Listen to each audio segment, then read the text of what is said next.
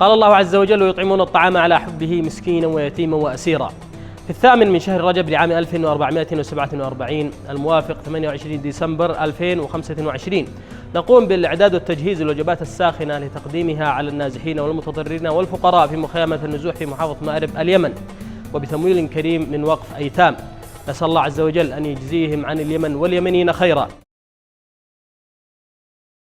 نحن الآن في أحد مخيمات النزوح في اليمن، نقوم بتوزيع الوجبات الساخنة على هذا المخيم وبتمويل كريم من وقف أيتام. نسأل الله عز وجل أن يحفظهم بحفظه وأن يجزيهم وأن يبارك لهم في أهلهم وأموالهم.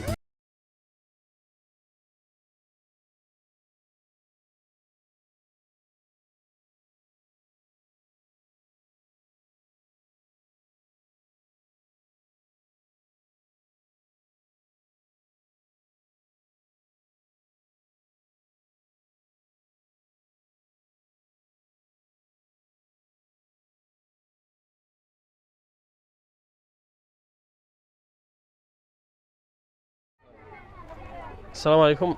كيف أنتم؟ هذا وجبة ساخنة مقدمة من وقف أيتام. شكرا